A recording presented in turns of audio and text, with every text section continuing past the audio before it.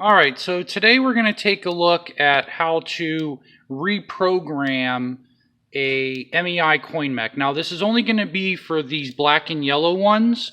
So what I've noticed is with some of these bookworm machines, if the machine's been unplugged for too long, the token programming for the custom inchy tokens, they'll lose their programming. This only happens if you have it unplugged for a long time, so don't worry if you have to do this and you have to unplug your machine for a day or two. This tends to be when it's like weeks at a time. With the machine being unplugged, it'll lose its programming. However, it is very simple to do. So first thing is, you'll have your main screen here with your buttons. You are going to want to hit your yellow menu button, and we're going to want to enter into setup here. All right. So we'll hit E for setup. It'll give you this warning screen. You just simply hit A, B, C. All right, and now it'll give you these more advanced options. And to speak on that, every once in a while I'll find one. Let me back this up. Every once in a while I will find one where you go into your menu and you'll actually have an advanced options thing here. Now this isn't very common. There are a couple of I've come across, so I'm just going to point that out.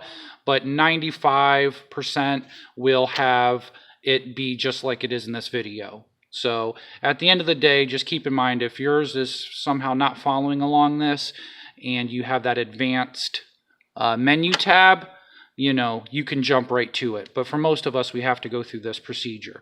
So we'll hit the menu button, then we'll hit E for setup. We're going to hit A, B, C.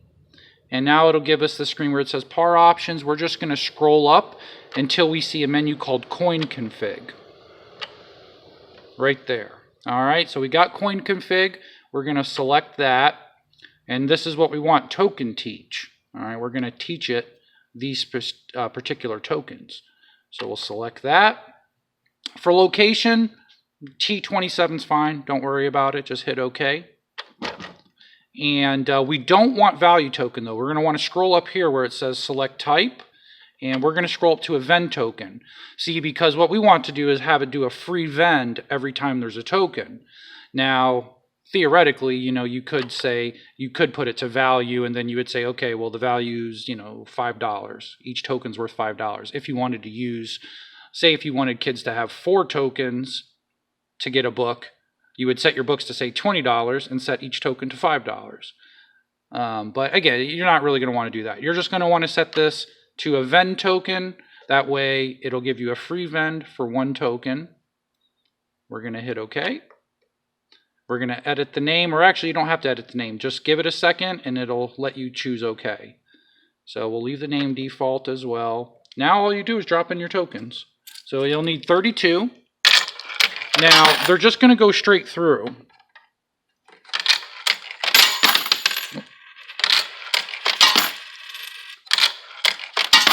Okay, they're just going to fall straight through it. That's normal. And if you don't have 32 tokens, as long as you got about 15, you can just keep reusing them. But I would use at least 15 because there's very micro differences in the metal.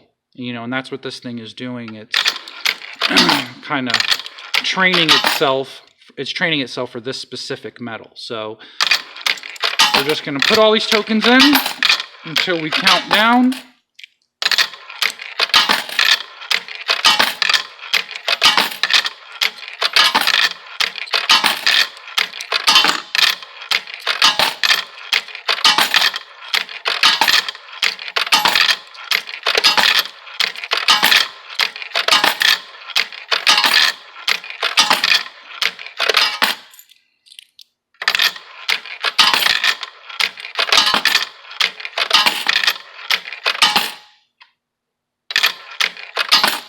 Okay, it'll say teach complete.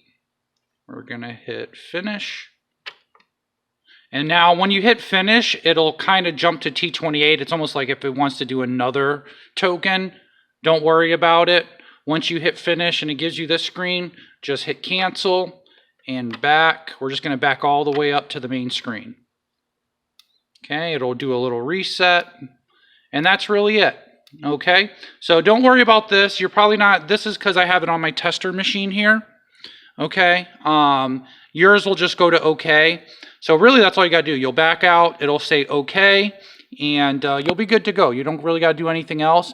Every once in a while, like someone will do this and shut the door and it still doesn't read the token. If that's the case, just reset power to your machine. But most of the time you're just going to go through this, back all the way out and then it'll say OK on the screen. You can just close your door and use a token right away. But that's really all there is to it.